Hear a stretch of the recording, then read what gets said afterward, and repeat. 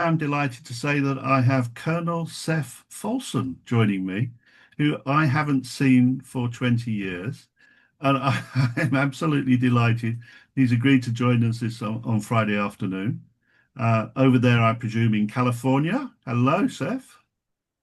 Hey Philip, it is just terrific to see you again after all this time, and I really appreciate being here.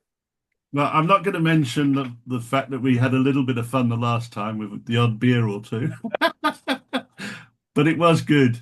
And I spoke to Woody. I don't know if you remember him, the man who I wrote do. the book about the mud, and I think he'd been involved in what was it, Black Hawk Down and that back in the day. So I said that I would be in touch, and he also sends his regards, as does Roger Cirillo. So to get things going, would you mind giving us a short bio about your illustrious Certainly, past? certainly. I'm going to have to set the Wayback Machine here. I haven't given an oral biography of myself or autobiography in a long time. So I grew up in a Navy family. We moved all over the place. My father was a naval aviator. And yet I chose to join the Marines in 1992 while I was still in the University of Virginia. I went to officer candidate school for 2 summers there, and then I commissioned as a second lieutenant in the Marine Corps in 1994. And I had my entry level officer training in Quantico. I became an infantry officer and went to my first assignment was at an organization or a battalion called First Light Armored Reconnaissance Battalion here in Southern California. And so I spent my time as a lieutenant, as a platoon commander, learning how to lead and command a platoon of Marines who worked in light armored vehicles. And I went on to later return to that unit as a captain and as company commander of Delta Company, first LAR Battalion.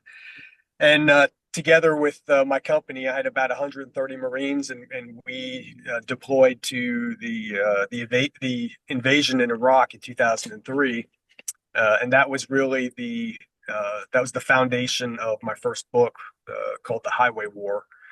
Uh, from there, I moved on, and as a major, I returned to Iraq in 2008. This time, I was leading a 15-man advisor team for the Iraqi army in Western or Western Iraq, near the Iraqi city of Al Qaim. Uh, a couple of years later, as a lieutenant colonel, I was selected for command of a Marine Corps unit, the 3rd Battalion, 7th Marines, that's stationed in 29 Palms, California. And with that battalion, we deployed as part of the surge to Afghanistan's Helmand province. And we were posted in the northern district in Helmand called Sangin. And it was a incredible, impactful tour. It was also very violent and scary and depressing and everything that goes with that. And the stories and the memories that came out of that deployment with my battalion to Afghanistan was what ended up is my third book, titled Where Youth and Laughter Go. Uh, After I left that battalion, I did some time in the Pentagon as a joint planner. And then I returned back to the Fleet Marine Force. And as a colonel, I was selected to lead an advise, assist, and enable task force in Iraq in 2017 and 18. We were called Task Force Lion, and our mission was to support the Iraqi army after the ISIS invasion of Iraq in 2014. And that was again the foundation of my final book that was called Nothing Here Worth Dying For. And I retired out of the Marine Corps, or transitioned, as we say, in 2022 after I gave up my last command. And now I'm enjoying the good life in Southern California. Still supporting the Marine Corps as best as I can, but my days in uniform are in the rearview mirror. And folks, I can say he has barely changed in 20 years. I am somewhat, I am somewhat jealous. Flattery, I'm sure flattery, this is Marine Corps training at its finest. flattery will get you everywhere. Well, I'm amazed. I'm just so pleased. Um, Seth, I'd love to kick off with the first book um, regarding the Highway War. And my question to you is, you're a serving officer in the Marine Corps, and you write a fairly open and fairly honest book about your military experience and what went on. How was that received? You know, I will tell you, I was it wouldn't be too far to say that I was nearly petrified on how the book was going to get received. Uh, to my knowledge at the time, very few active duty military personnel in the US at least had published books while they were still in uniform. The majority of people waited, months, years after they'd left the service to write their memoirs. But it was something that I realized uh, almost before my time in Iraq in 2003 was over, and that was this story has got to be told. The same way that I felt in before the invasion, I was on a helicopter. We were doing a reconnaissance flight over the Iraqi border, and on our way back, we flew over the American formations that were forming up in Kuwait with the Army's 3rd Infantry Division and the 1st Marine Division and the 1 Marine Expeditionary Force. It was a massive an armada of armored vehicles, and uh, I knew the helicopter pilot who was flying me, and he looked down and he said, "What do you think?" And all I could think to myself was something that Bob Dylan had said once, and that was, "With all these forks and knives, something's going to get cut." And I knew at that point, seeing that massive formation of literally thousands of people and armored vehicles, that the war was going to happen, whether we wanted it to or not. Right. Everything was, and so, like I said, I knew I was part of something that was massively bigger than myself. And then by the time I returned from that deployment back to, relative normalcy here in the States, I had kept a journal the entire time I was there, and I kept coming back to it and thinking this story's got to be told. I don't know how I'm going to tell it, but it's got to be told. I've got to tell the story about what my Marines and I did. And so I went through the process of writing the book and finding a publisher, and that's how you and I met. And as I got closer to the book being, making it through its security and policy screening and closer and closer to publication, I got more and more nervous because I didn't know. I mean, there were things that I said in that book that went against the grain a little bit. I was pretty critical of some of the people that I worked with and some of the people that I worked for. As critical, I think, as I could be, even after multiple drafts of the book. So yeah, I was really nervous, and as it turned out, I there didn't need really seem to be a need to be nervous because no one ever came up to me after that first book was published and said, how dare you? I mean, the closest that I got to anything like that was, people saying, "Yeah, I read your book. It's pretty good." And to me, I'm like, I guess I need to write better if that's all you had to say. But no one ever wire brushed me or gave me a hard time about writing a book. And in fact, more people told me that they were happy that I had taken the time to write the story. And the people that it really meant the most to me who said that were the Marines from my company, because what I was trying to tell their story, as I have with all of the books that I've written. I've always the idea has been I want to tell the story of my men and my women, my sailors and my Marines, and it is part of it. It turns out it's like the Captain Willard's line from Apocalypse Now. I can't tell his story without telling my own, and that's how it ended up playing out in the books that I've written. Is I cannot tell the story of my Marines and sailors without telling my own story. I don't know if you remember General Treffry. We all had dinner with him. Um, Yes. in conversation, the second time, you weren't there, but there was a second trip that I went to. Um, Treff was saying that he thought your book was excellent and it was his go-to book for the Iraq War. It's remained my go-to book for the Iraq War, but there was always one question that's been nagging in my mind, and that is, how clear were you before military operations began, before they kicked off? Were you of your mission? Uh, That's that's funny. No, no, no, no. I laugh because um, I don't think anybody's ever asked me that. And I will tell you that uh, I wasn't clear. And to be blunt, I wasn't even clear about myself at the time. I think I was very immature as a captain and as a company commander, less mature than I needed to be. I was focused on some of the wrong things as a young officer, which was unfortunate. I think I overcame them. But as far as my clarity about the mission, I knew what our first mission was. There was no doubt about it. Our first mission that we were given when we went over there was to we were was initially we were going to be called upon to attack and take down a gas oil separation platform, and we planned and rehearsed for that. And then all of a sudden, we weren't going to do that anymore. But our immediate mission of moving to the border, doing our reconnaissance of the border, setting up conditions for the main force to pass through the border points. That was a very clear mission, and I understood what we were doing, and I firmly believe that my Marines did too, because we talked about it and rehearsed it so many times. But everything that was going to happen after that, I had no idea what was going to happen.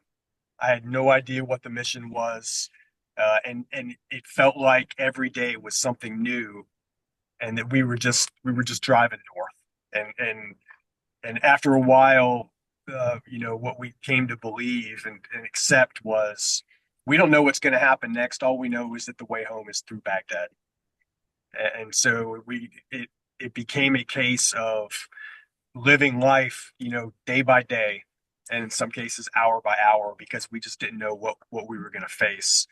We knew what the message was from the president and the military as a whole, which is Iraq hasn't cooperated with the WMD program, and it hasn't cooperated with the UN inspection teams.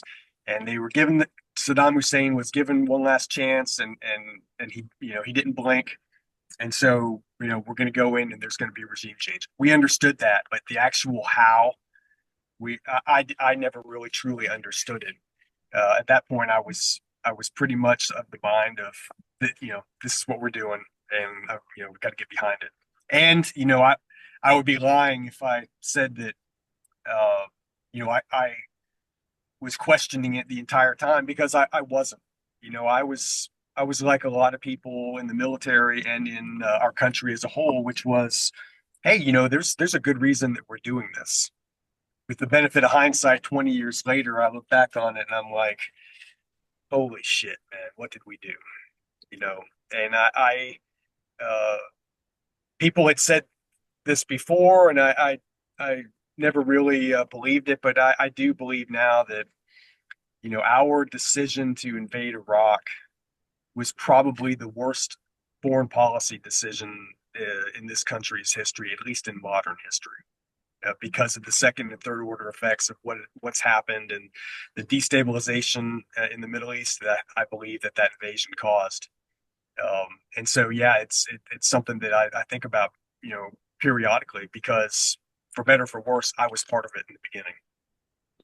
I mean, Treff said in passing he thought the Allies or America would be involved in Iraq for about 17 to 20 years. And I suppose he really wasn't wrong, was he? He wasn't wrong. He was eerily prescient. because here we are, the invasion was in 2003, almost 23 years ago, and we're still there. Yeah. So let me just ask you one last on this on the book, because I actually do enjoy the book. So I just want to try and take you back to your mindset. Were you thinking then in terms of maneuver warfare? Did you have any impression that you would be walking into the future insurgency? I say that because you mentioned the surge. I'm just trying to go back to those first days.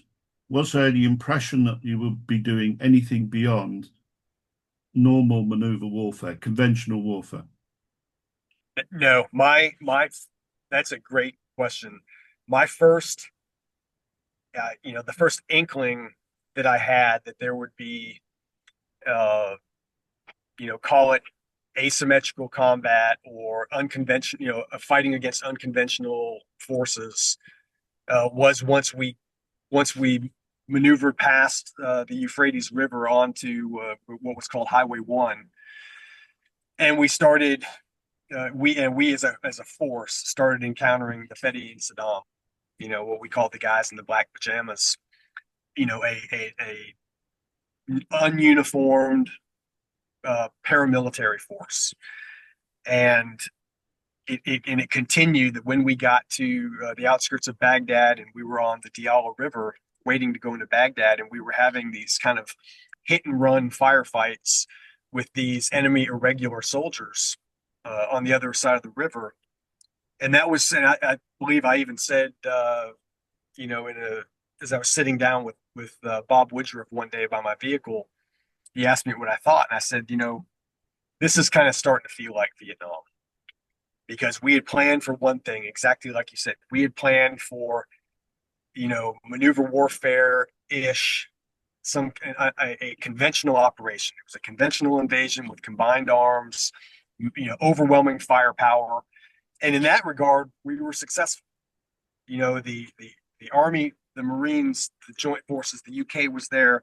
It was this overwhelming advance of firepower, and the Iraqi military just crumbled. Crumbled, vanished, took off their uniforms. They knew they couldn't compete against us. And I'm not a historian, but I love history, and I as a young man, and I still as an old man, you know, the story of the United States and Vietnam fascinates me. How we had certain objectives, and over time, it just kind of came apart like a cheap sweater. And so, in one regard, it's almost like I should have known better. I should have known what was coming next. Um, and then the whole problem was only exacerbated by the dissolution of the Iraqi government and sending all of the soldiers and policemen home. That decision that the Coalition Provision Authority made in 2003 or 2004, that it's like we created the problem ourselves by disenfranchising and sending all of those people home. What else are they going to do? They're going to make their way the best that they can, and ultimately that was large numbers of those people who were sent home becoming part of the insurgency. And so, yeah, all that's a long way of saying I had inklings of it as the invasion drew out over a couple of weeks, and I should have known better. I should have known that this is what this is going to turn into. And I think I'm not the only person that should have known. So, drawing to a close on highway war, can I just ask you, from the news is going on, everything's happening all over. Did you have any impression of what was going on in Afghanistan? Oh, at the time in 2003? Yeah.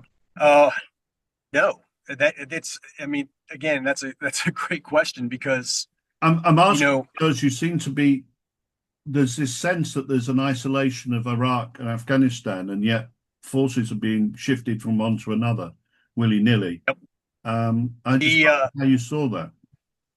Yeah, that's a great question, because after 9/11, everybody in the military, myself included, was like, we're going to get payback in Afghanistan. The way to pay back is through Afghanistan.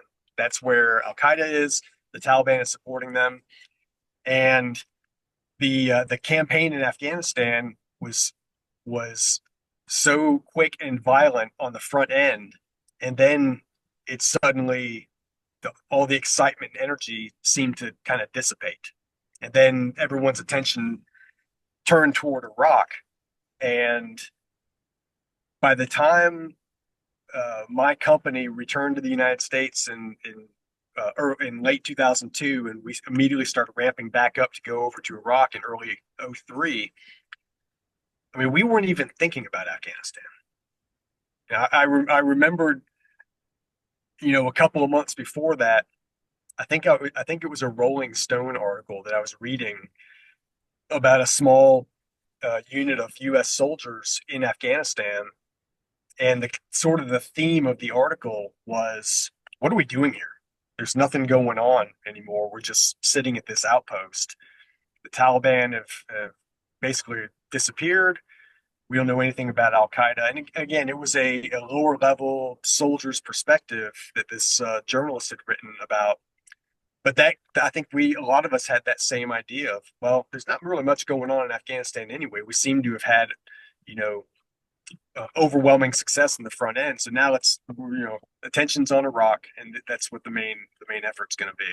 So yeah, in '03, no, I had no consideration for what was going on in Afghanistan, which is ironic because, you know, flash forward flash forward 8 years after that, my initial tour in Iraq in '03, I was going to end up in Afghanistan with a battalion of Marines, and it was going to be one of the most impactful experiences of my life. And I mean, all I did 4 combat deployments, during my time in the Marine Corps between 2003 and 2017. All of them were incredibly impactful on me, um, in different ways, though. And like I said, the irony of where I was in 2003 and not thinking about Afghanistan, then ending up there 8 years later, it hasn't gone unnoticed by me. So, well, thank you for that. So I think it's time we move on to In the Grey Area, which I think was published in 2010. So we've Correct. so we've moved what, 4 years? I think Yeah, Highway War was 2006. So correct. we're almost 5 years on. And you're now a team leader advisor. It's a completely different role. Perhaps you could describe that change from being a fighting LAR to an advisor. The change was like, it was like night and day. It was something that I was not prepared for. I By the time that I was selected to lead this team, uh, it was not anything new. The First Marine Division where I was working, basically every battalion that was deploying to Iraq was having to give up people to participate in the advisor mission.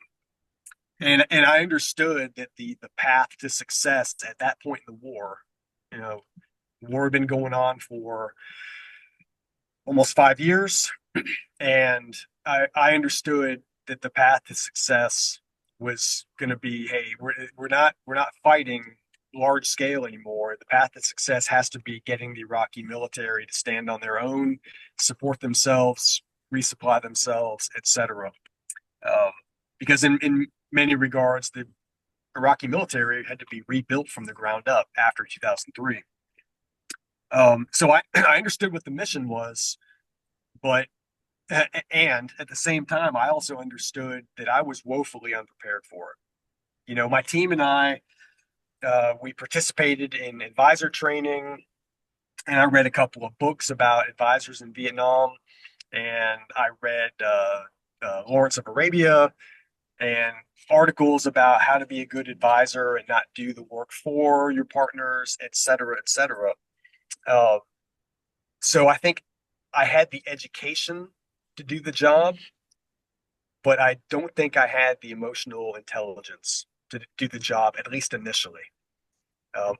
So I had a tendency, again, I said that I've said before that I was very immature as a captain and a company commander, and there was still a degree of that immaturity as a major and leading that team of Marines as advisors, because you know, when it came to dealing with the Iraqi military and dealing with the culture of the Iraqi military, I was unprepared, and I was probably almost certainly a bit more hard edged than I needed to be.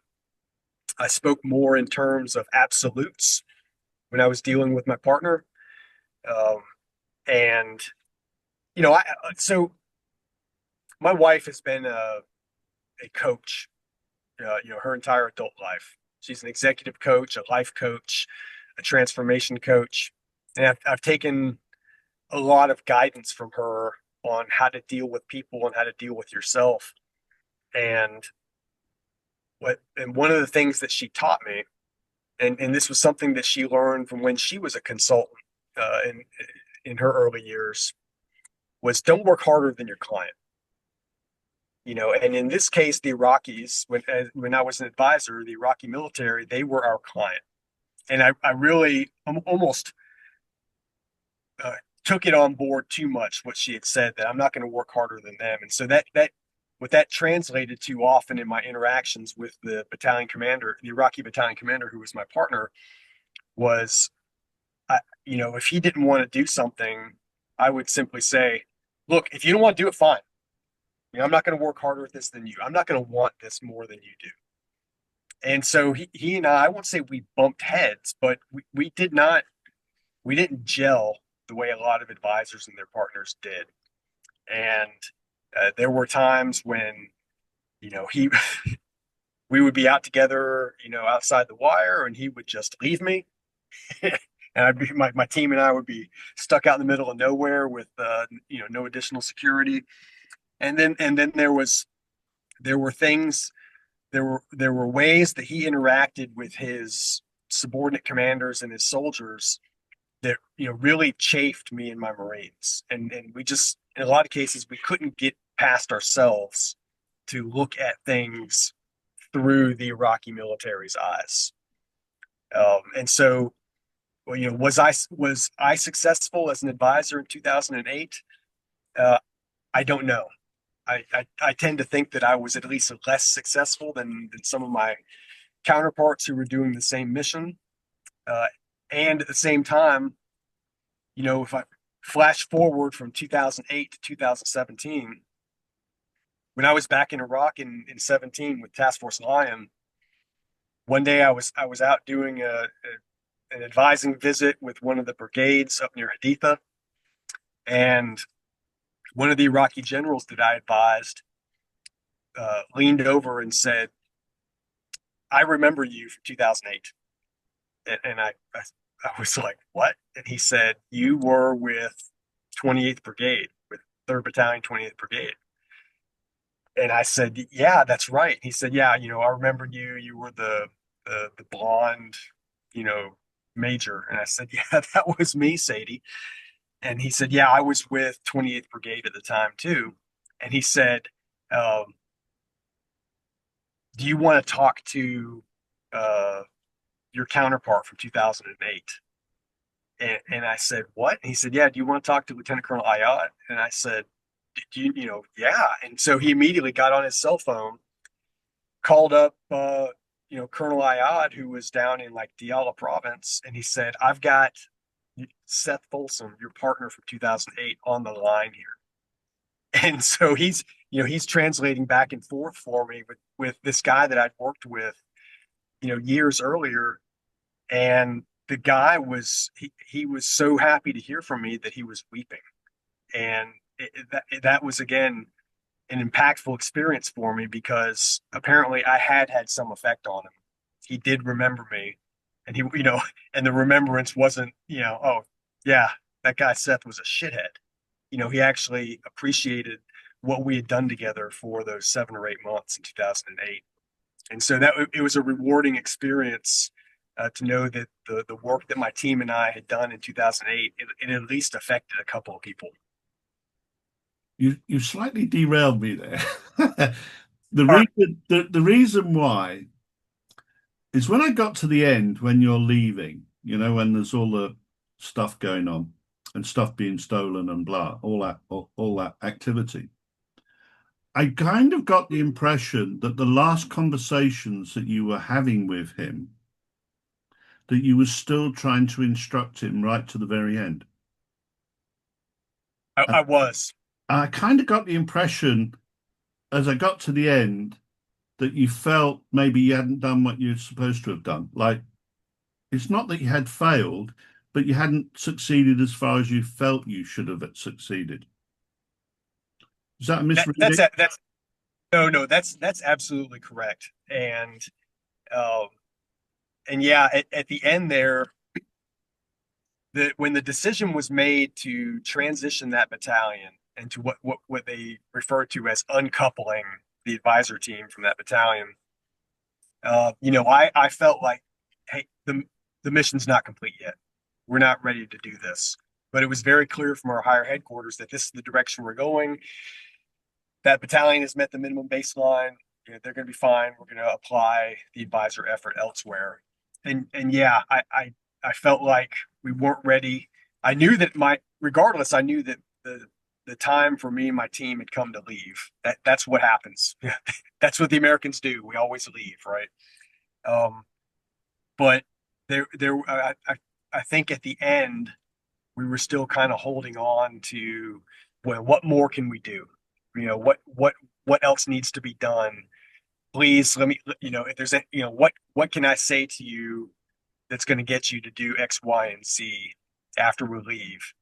And I think if I remember correctly, that desire for uh, imparting that last bit of advice and trying to pay it forward as much as I could, suddenly it kind of came crashing down when in that last conversation we had, his cell phone rang and he started talking to someone on the cell phone. And at that point, like the meeting was Just over. cut it off, And yeah. that was the point where I was like, okay, I I guess that's that. And it's time to go home now. I I'd like to just go back then for a second and ask you, after what's just been discussed in those two sections, what was the mission? And I'm thinking of this in terms of people who are going to be listening and watching us. What was the mission, and how far did the mission differ from what you'd been trained to do? Simply put, the mission in 2008 was to get the Iraqi army to a point where it could stand on its own. And by that point in 2008, the first several years of the advising effort with the Iraqi army, think 2004 to 2000, probably about 2006, at least in Western Al Anbar where I was, those first several years, the advising effort was kinetic.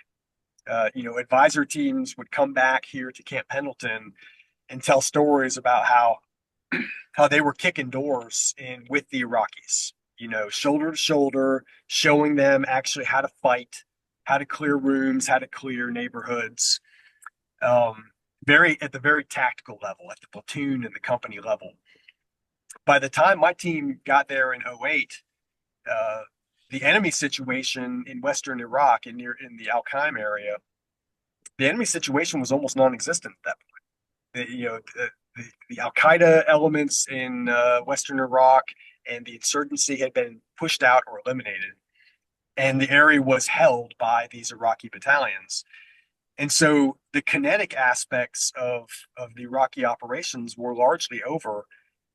And so what was left was what is arguably a harder thing to learn, and that is the day-to-day sustainment and logistics and administration that's required to keep an organization like an Iraqi battalion or an Iraqi brigade running. And so what the mission of getting the Iraqi excuse me, getting the Iraqi military to stand on its own. What that meant in 2008 was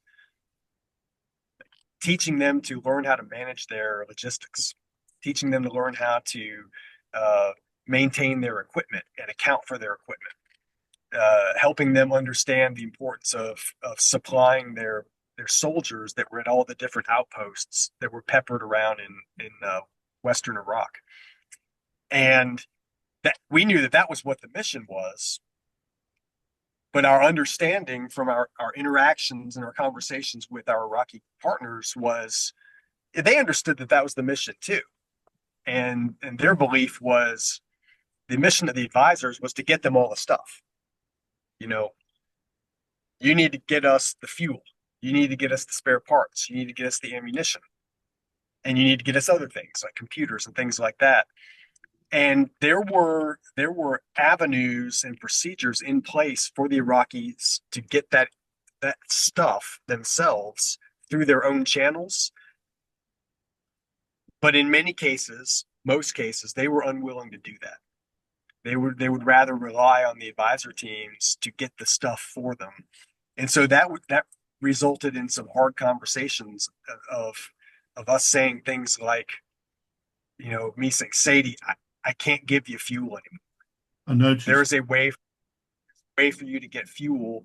You've got to work through your processes. And my team and my logistics officer, who was also my deputy, we can help you, break down those barriers within your own system and do it. But it's going to take work. And, in effect, you've got to stop using us as the easy button. And so there was things like that that often caused probably the most friction because, quite frankly, Lieutenant Colonel Ayad, my Iraqi partner, he was very competent, and his soldiers knew how to do things at the basic tactical level. That wasn't the hard part. The hard part was the administration and logistics that no one ever, even people that look and sound like me, a lot of times don't like to think about the absolute requirement for the logistics to keep an operation running. So, so do you did you feel that you were a bit of a nursemaid rather than what you should have been doing? I did, and that was one of the most frustrating aspects of that deployment was, what we often talked about among the Marines and the team was, okay, we're advisors to the Iraqi army, and we got the strong sense that the Iraqis didn't want what we had up here in our heads; they wanted what we had in our pockets. And okay, I get it. Who wants to use their own stuff when somebody else can give them stuff? And so there were times when we had to draw firm lines in the sand and say we can't do that anymore. I'm sorry. Let me help you help yourself. And yeah, there was quite a bit of hand holding and like you said, like kind of being like a nursemaid. And so that it all that built into frequent periods of intense frustration on my part and the part of all my Marines because really as a 15-man team there was only so much we could do.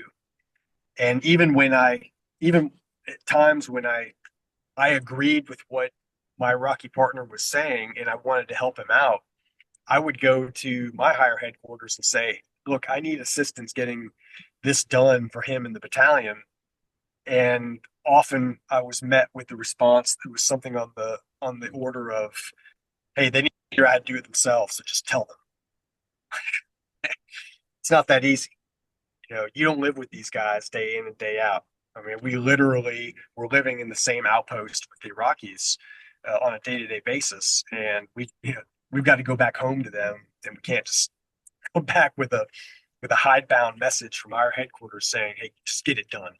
It doesn't work in the advising mission. In the wider context of civil military relations, were you having to work alongside civil affairs officers, or were you responsible for civilian affairs? In 2008, I had essentially no interaction with the civil affairs component. Those operations were going on in Western Anbar, but my focus was really 100% just on the military, on that particular battalion, which was probably a good thing because one, as a young major, I had no civil affairs experience or knowledge whatsoever, so I would have just screwed it up. And two, there was, quite frankly, there was just so much work that had to be done with that battalion alone that anything else tacked onto that mission probably would have ended in some kind of failure because we would have been spread, a mile wide and an inch deep. And instead of doing a few things really well, we would have done a lot of things really poorly. Did you at any time feel concerned about the loyalty of the Iraqi troops? That was a fear as we were going into it. There had been at least one case where some advisors, I think that they were Army advisors, had gotten rolled up by their Iraqi counterparts. Uh, so there was a fear of that, and we had a significant amount of training of how to deal with force protection. The fact that we were going to be living at an isolated outpost with them, and what we realized really quickly was there was no cause for concern.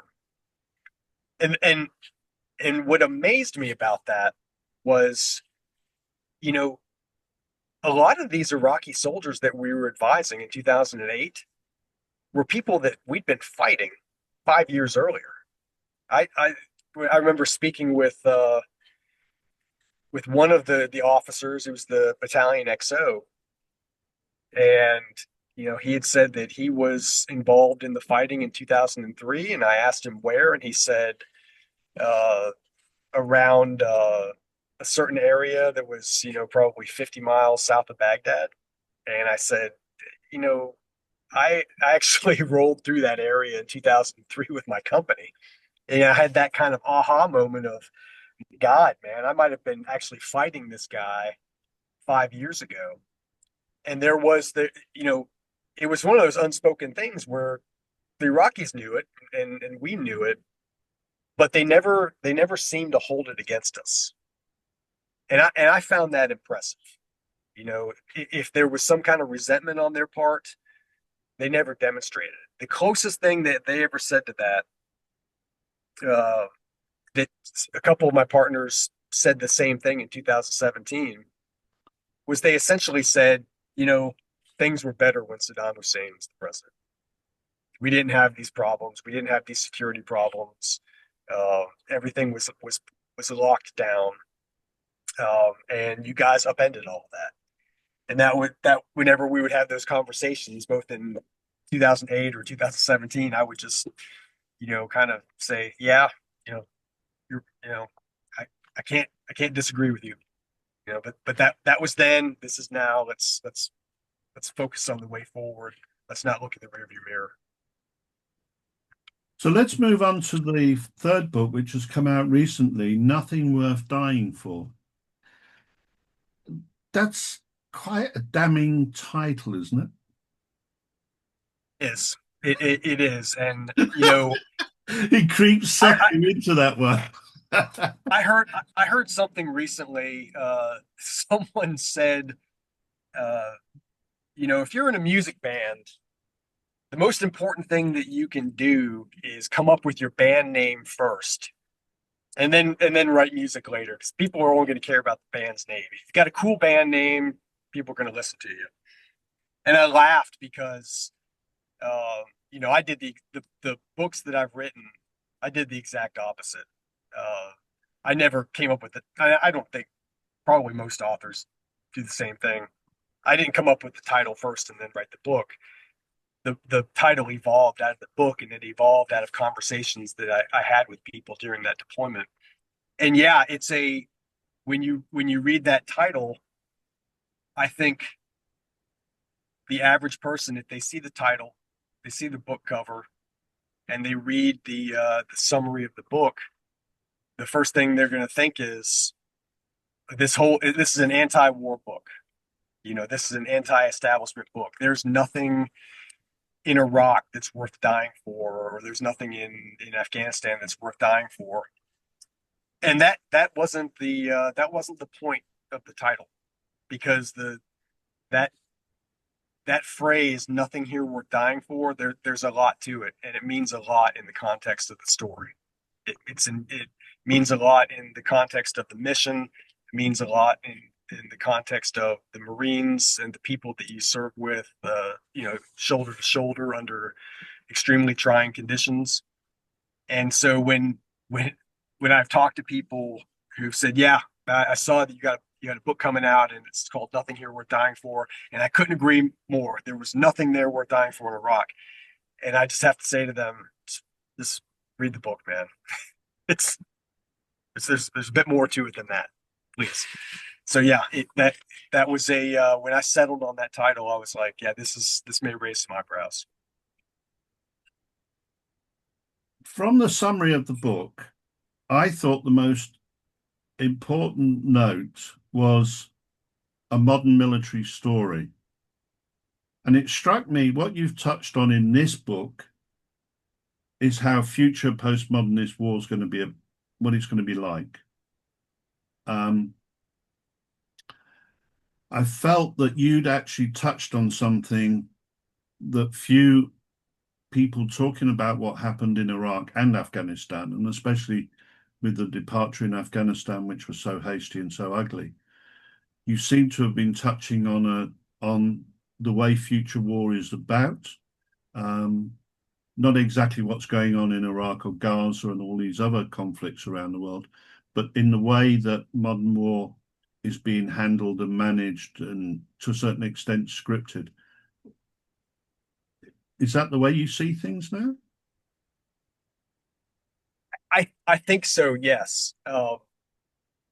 You know, when I think back to what my team did in 2017 and how the fight against ISIS was being prosecuted, you know, something I mentioned in the story, because I remember this in the early days of uh, of the war there around the 2014 timeframe.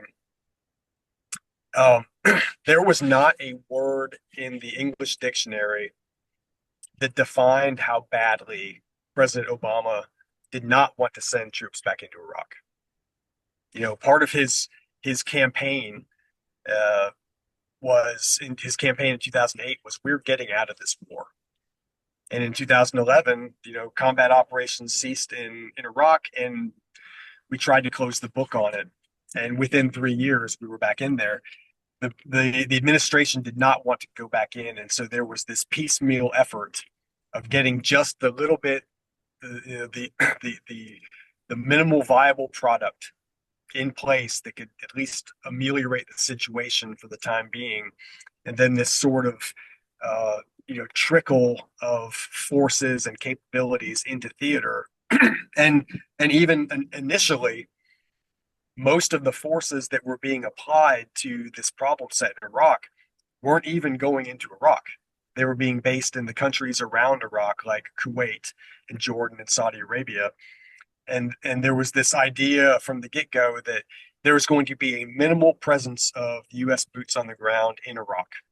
And what it's going to be focused on is supporting the Iraqi government, and the Ministry of Defense, and supporting the Iraqi Ground Force Command in their military, and then moving from there to an advising effort to help bolster the Iraqi military, which had so many problems with desertion and crumbling in the face of the ISIS invasion.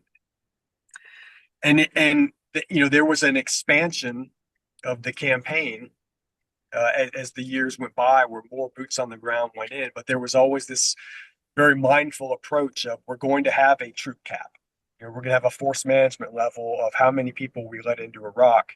And first and foremost, even though we're sending in combat troops, soldiers, an army brigade at a time, their focus is not supposed to be direct contact with the enemy. Their focus is supposed to be advising, which then turned to advising, assisting, and enabling the Iraqi military. Not by doing it like we talked about in the early days of the advising effort around 2005, of doing it shoulder to shoulder with the Iraqi soldiers, but instead providing the Iraqi army the assistance that it needed, the capabilities that it needed to fight themselves. And so the evolution there in that effort became those capabilities that were so important were fire support, aviation support, medical evacuation support, logistics support. That those were the capabilities that they were lacking to take ISIS head on. They weren't lacking soldiers and boots on the ground because, quite frankly, by the time I returned to Iraq in 2017, the Iraqi soldiers were pretty damn good. They were way better than they had been in 2008 when I had been with them.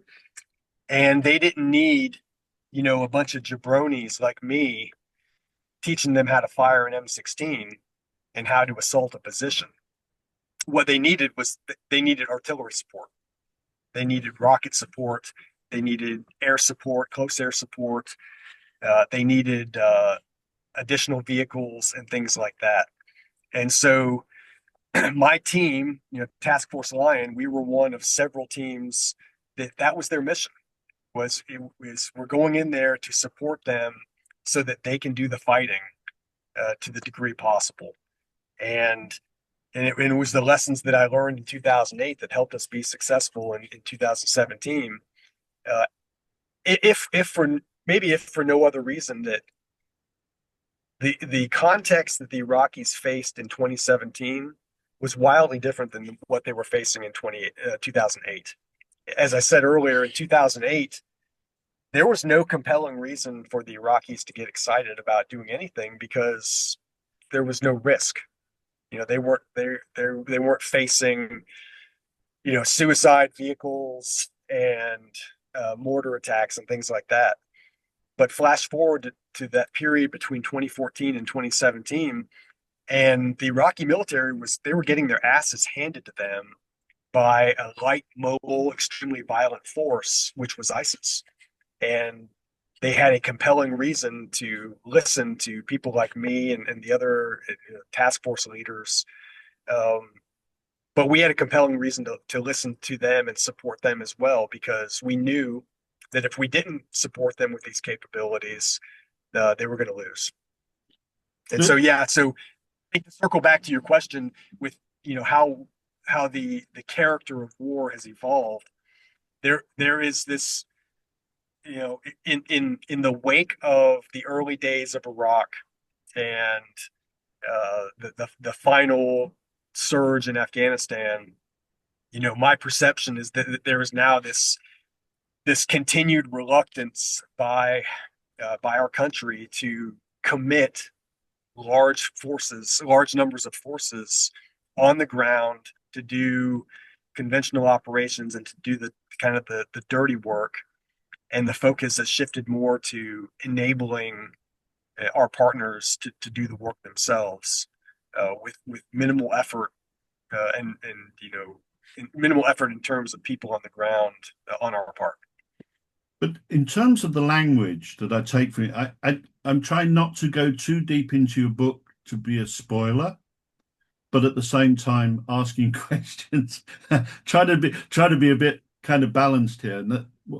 So one general question I would say is, in highway war, I can recognize maneuver warfare, conventional force warfare, as we discussed earlier. In the grey area, I can see us moving into a different kind of war framework.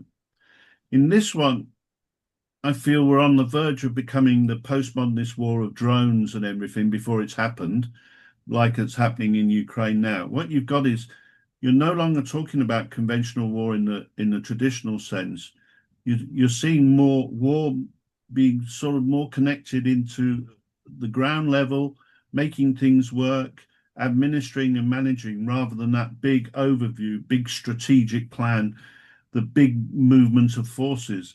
It seems a lot more um, low down, low key, but at the same time having a higher impact. Is that the impression? Is that the correct impression? Yeah, that's absolutely correct.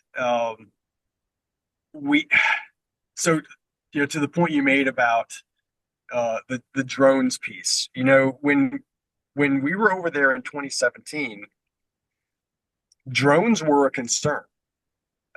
They were a concern because they had the ability that ISIS created, or that they demonstrated, of hanging a grenade or a mortar round on a small DJI Phantom drone and hovering it over an Iraqi formation and dropping it on them. The the tactical effects of that on the Iraqi soldiers were actually minimal. They were small attacks that would wound or kill several Iraqis at a time. That tactical action, you know, probably was not a war-winning strategy for ISIS, and yet the psychological impact that those drones had on the Iraqi soldiers was enormous. It was almost overwhelming. They weren't afraid of a lot. They got nervous when it came to the suicide vehicles that ISIS would use periodically, but they knew there was a way to stop those. It was keep your eyes open, and if one of those things comes barreling at you, even if it's armored, all they had to do was pump a lot of heavy machine gun fire into it. It was probably going to stop it. But the quadcopters that ISIS had, that they flew over the Iraqi soldiers, they the soldiers couldn't see those. They didn't know where they were, and just all of a sudden there would be a grenade going off at their feet, and that, like I said, that petrified them, and so that ramped up the effort to do counter drone work in Iraq.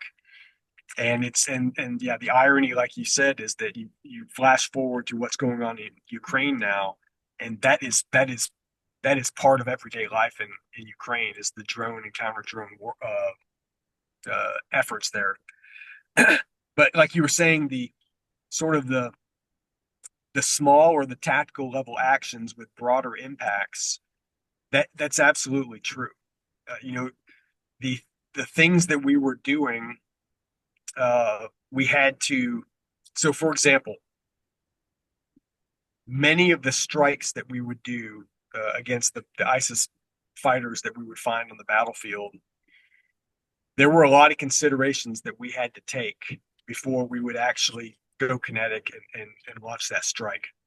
An example of that is that we did not have, the U.S. forces did not have sole authority to do a strike against an ISIS fighter without consulting the Iraqi Ministry of Defense. It was not going to be unilateral, at least among conventional U.S. forces. We were prohibited from unilateral strikes because, the way it was explained to us was, this is not our war. This is the Iraqis' war. We're here supporting them. We're not going to unilaterally drop a building with a HIMARS rocket without consulting them, because it's their country, two, it's their war, and three, if something goes south, they need to have some ownership with it. They need to have some skin in the game. Because from the kinetic perspective, the things that my team was doing, we dropped a lot of buildings, and we dropped a lot of strikes on fighters in populated areas where we were very comfortable that we had done the collateral damage estimate appropriately, and that there were not going to be civilian casualties. But even then, we had to bring in the Iraqis for them to concur with it. And there, that it had its pluses and minuses. The downside was it prolonged the effort And in a lot of cases, either they would disagree with it and we wouldn't do the strike, or they would take too much time and the target would have disappeared by that point. That was really the downside. The upside, though, was like I said earlier, was it forced the Iraqis to have skin in the game and understand that it was not just the American gringos going out there blowing stuff up with no regard for anything. The Iraqis were making that decision concurrently as well. I I I was deeply impressed with this book, um, but it's left a lot of questions in my mind, which perhaps go outside of the scope of the book, and I'd like to ask if you don't mind. And the first question I would ask is, from your impression, did Surge achieve anything? The surge in 2017, or Yeah. the one in back in like the 2007 or 8 time frame. I think it was. I'm thinking of the first one, 2007-8. Uh, yeah, um, you know, that's a good question because you could ask the same thing about the surge in Afghanistan in the 2010-11 time frame. You know, the the problem that we had in 2011 with that surge in Afghanistan was it was an announced surge, but at the same time, the president announced what the timetable was, and that the message that that communicated to Al Qaeda and the Taliban in Afghanistan was, we just need to ride this out for 18 months, and then the Americans are going to leave. They've already told us they're going to leave or drop down the forces. That same kind of message, I don't think President Bush communicated that in the 2007-8 timeframe, and that surge of forces in there. There were there were immediate tactical effects in the country. Just surely it's similar to surging, the police force into a city. If there are more cops on the ground, they're likely to roll up more criminals. And so it's not an exact comparison, but a similar thing happened in 07 and 08. The introduction of more U.S. forces in the surge resulted in more kinetic actions, more insurgents killed and detained, more Al Qaeda cells uncovered. Um, but the surge eventually dropped off. Now, I think the upside was that, at least from the Marine Corps' perspective, the work that the Marine Corps did in Western Iraq during the surge really contributed to the lasting relationship between the Iraqi military and the local Iraqi leaders, the sheikhs and the district and provincial governors. The relationship foundation that the Marine Corps built during that period, it extended all the way until 2017.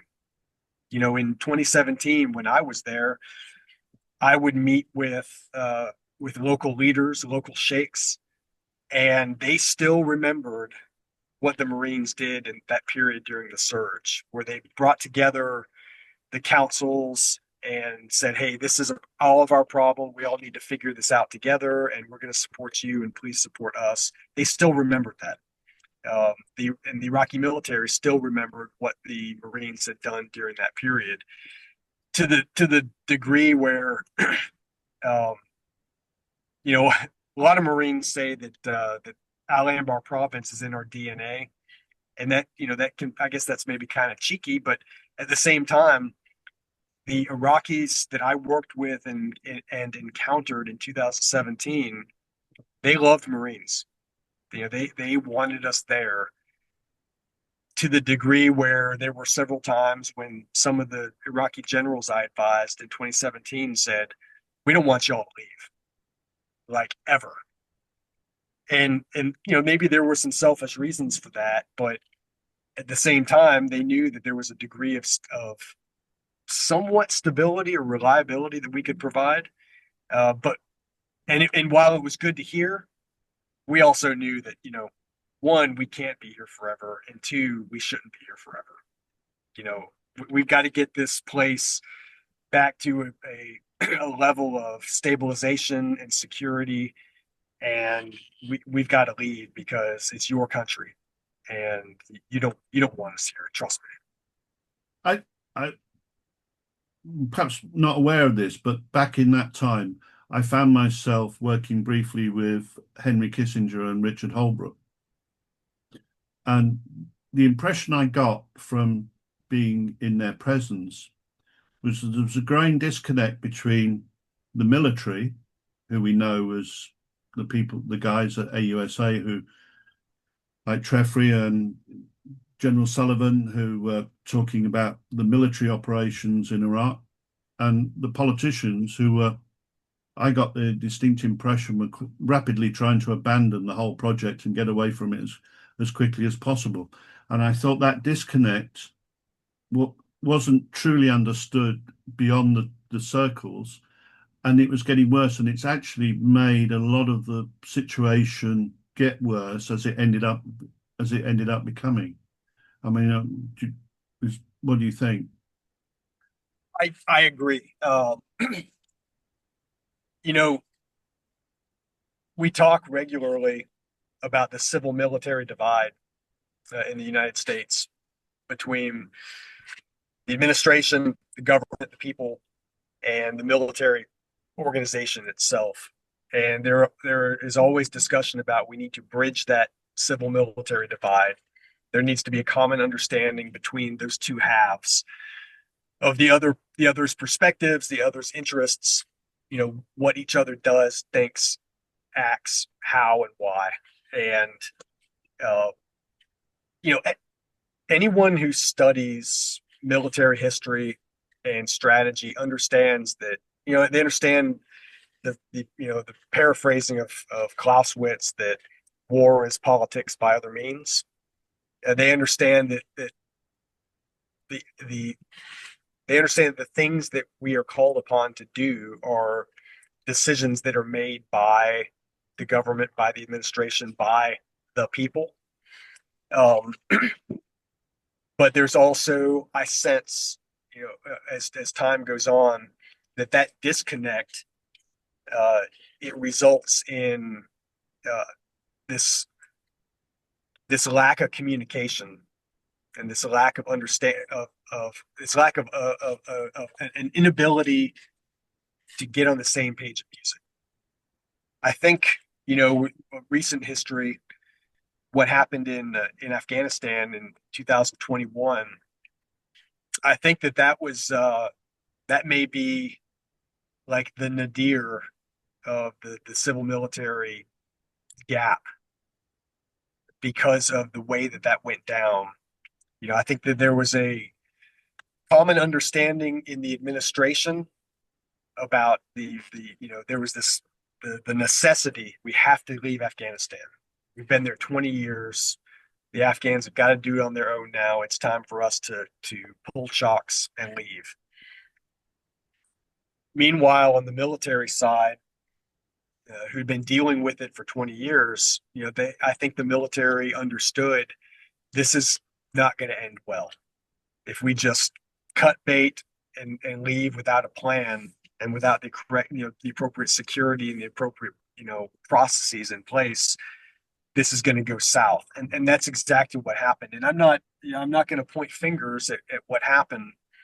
I mean, maybe I just did, but because I think there's enough blame to go on both sides. But I think that at the root of it is what you're talking about. Was I don't know that there were, and I wasn't in the room, so I'm just projecting now.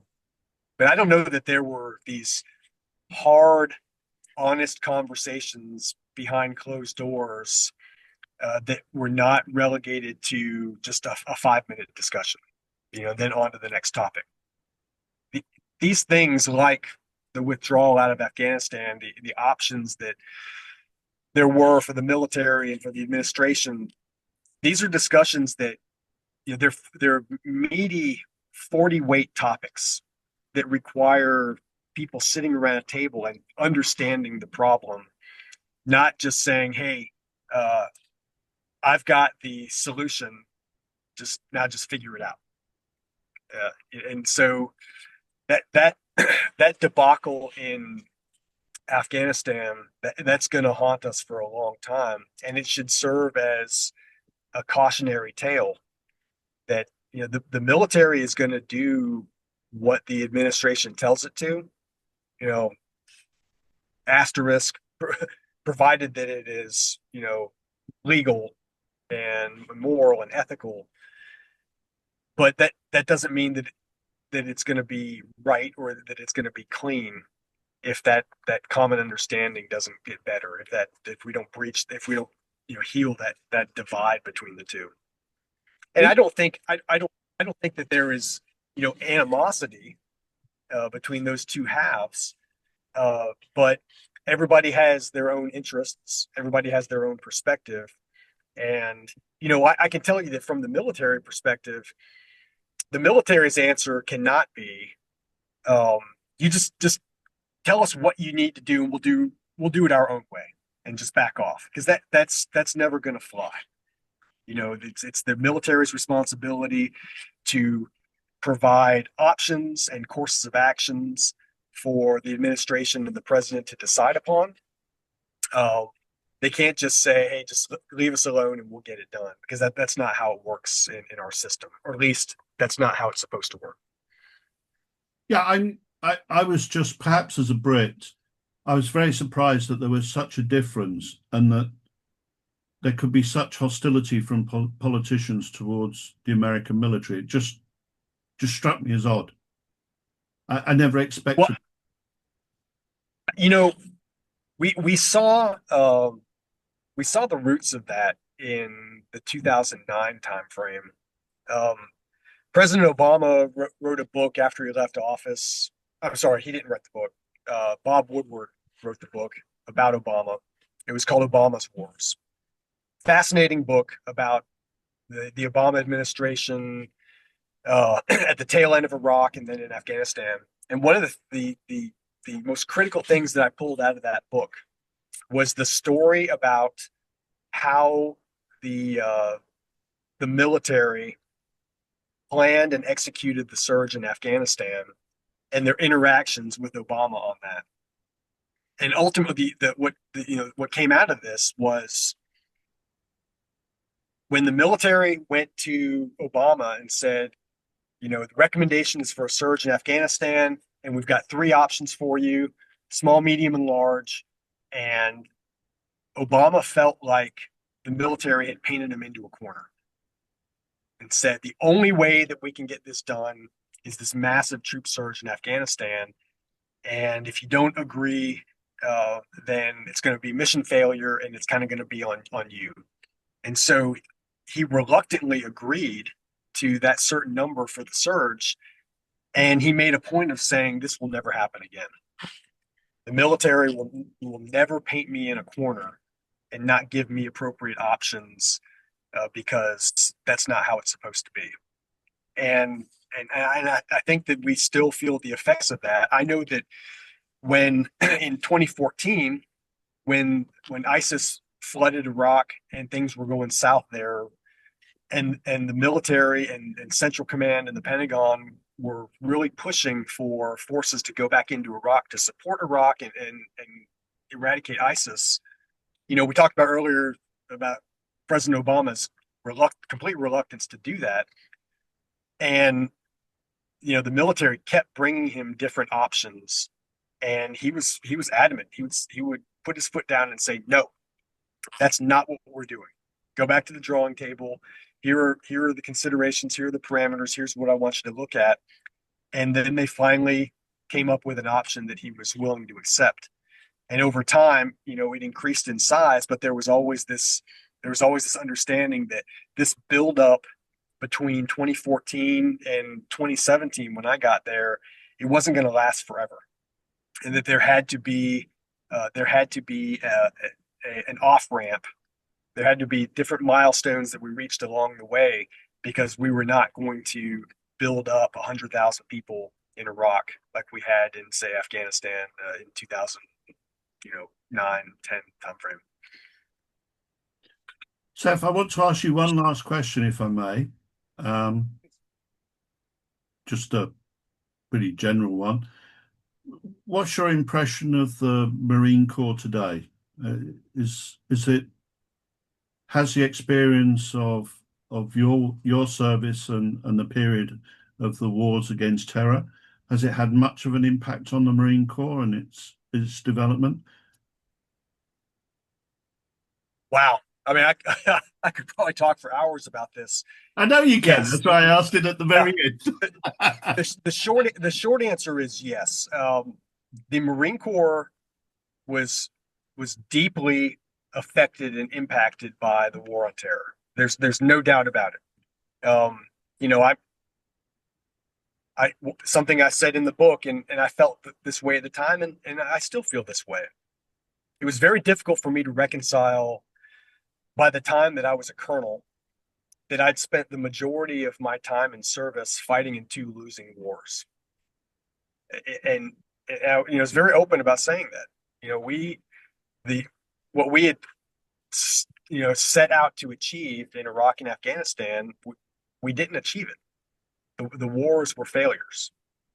And so from that perspective, you know, people like me who had these experiences in Iraq and Afghanistan since 2001 all the way until now, there are not a lot of people left in uniform who have these experiences.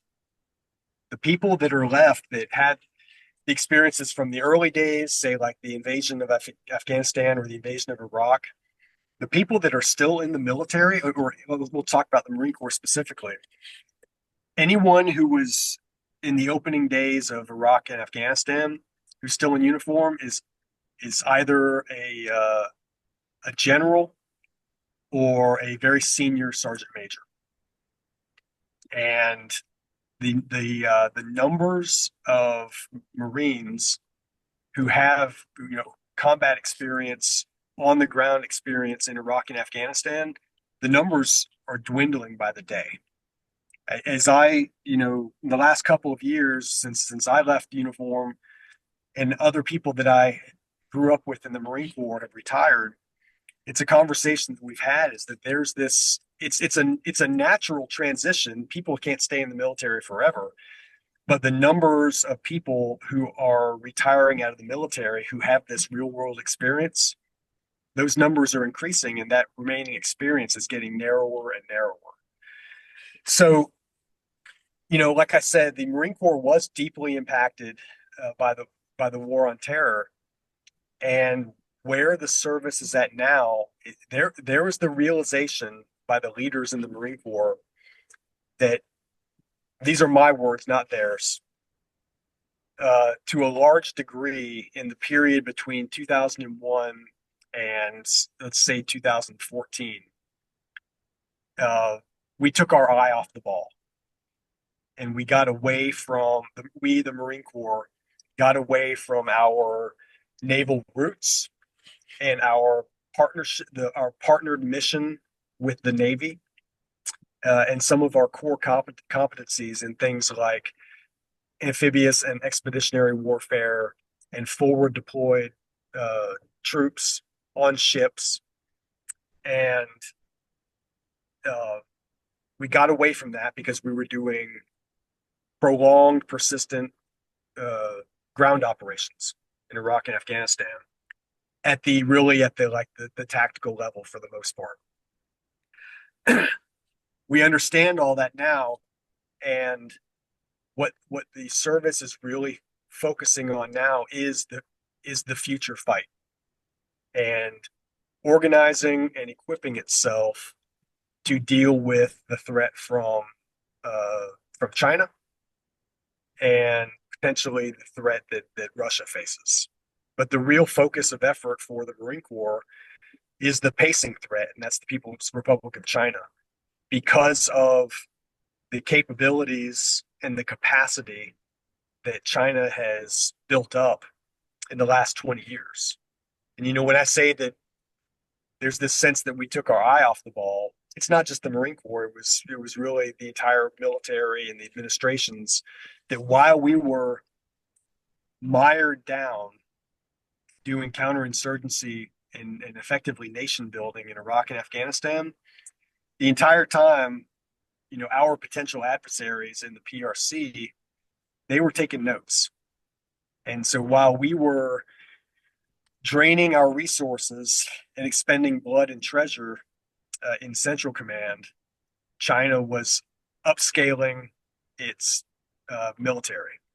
It was upscaling its anti-access and area denial capabilities and broadening its reach really globally to the point where in a lot of developing countries around the world, if you ask the people, when you think of an American, what do you think of? They'll say someone that's wearing a helmet and body armor and carrying a rifle. And when you ask them what they think of when they think of the Chinese, they think of someone that's in a suit carrying a briefcase full of cash to help them develop their infrastructure. And there are strings that come with those partnerships, but China has taken a long approach, and we're now trying to play catch up. And so what the Marine Corps is doing now is, like I said earlier, is focusing on organizing appropriately and equipping itself appropriately to be that stand-in force, in the far Western Pacific, so that if things cook off with the PRC, then we're going to be ready to face that threat.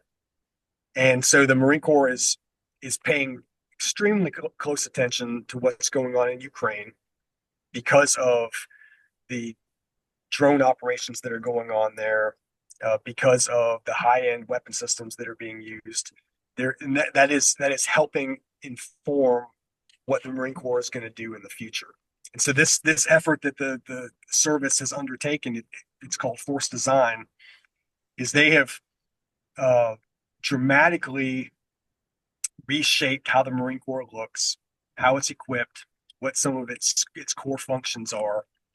And at the end of the day, the Marine Corps is still going to be designed to be an expeditionary force in readiness.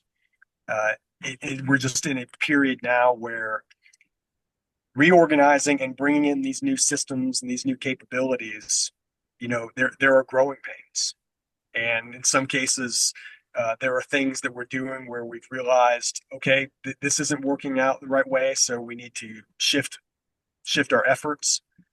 But it's an impressive effort that I think really the Marine Corps has been the leading edge for the other services, and I believe that that's recognized, at least in Congress, that the service has committed itself to transforming so that it can meet this future or perhaps current threat.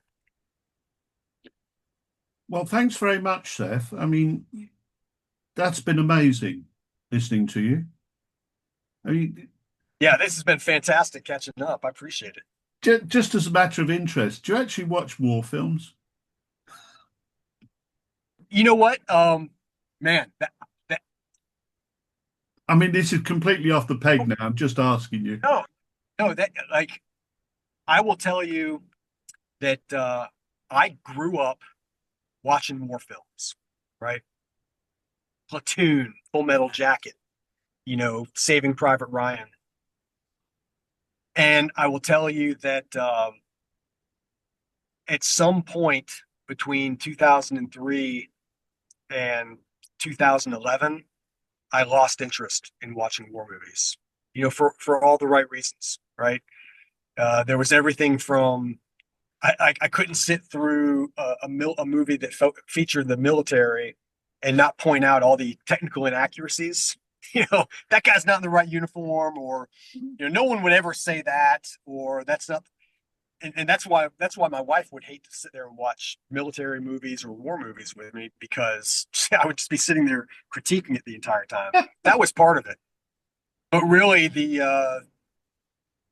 what it really came down to was I lost the interest in seeing depictions of things that I'd had to deal with. It kind of lost its glow to me.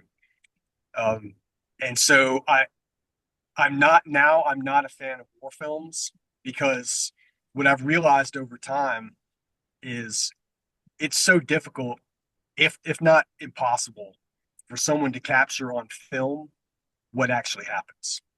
Because there's so much of war and combat that is psychological, that is going on inside the minds of the soldiers and the sailors and the Marines that you can't depict that on film.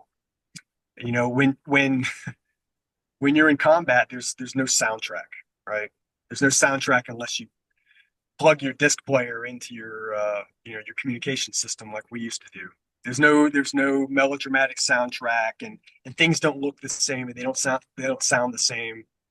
And and I would be lying if I said that watching war movies now doesn't bring back bad memories. You know, seeing a depiction of someone getting killed when you've seen it in real life, it hits differently. Now, all that said, there are I regularly hear discussions about what's the best war movie ever made, and whenever I'm part of the discussion, I always say straight up, the best war movie that was ever made is a movie called The Thin Red Line, because that movie captures better than any film I've ever seen about war. Really, just the desolation, the emotional desolation that comes with war and combat. A lot of people will say that it's a boring movie, but guess what? You know, war can be pretty boring too, 95% of the time. And then it's 5 minutes of pure terror. So, yeah. So to put a finer point on it, I'm not a huge fan of war films now, but there are a select few that I can say that have been done well, and portray the brutality, the desolation, and really the banality of war more than anything. Yeah, I would agree with you on the Thin Red Line. I've always thought from the first moment I saw it, it was an impressive film. At times I thought, is it really a war film? I, it's not like a war film. It's more something else. And although I would say recently I saw this film Warfare. I was persuaded to go with a friend, and the British cinema played the noise so loud it was almost deafening when we came out. And I would say Thin Red Line is still more impressive. And I will say this too, and maybe maybe the question should be, is there a best war film or best depiction, by war? What I would say to that is, um, when it comes to modern operations, but and hell, when it comes to Iraq, the best depiction that I've ever seen was the miniseries called Generation Kill. Yeah. I was going I to ask watched you, that. but I thought, no, he won't. I thought, oh no, Nope. I wanted you to ask you, but I'm glad you raised it because I think it's quite impressive. I watched that. I've actually watched it a couple of times, and it is bar none the best depiction, I think, of Marines in Iraq uh, that's ever been done. I've seen some other movies about Iraq and Afghanistan, and I think most of them are garbage.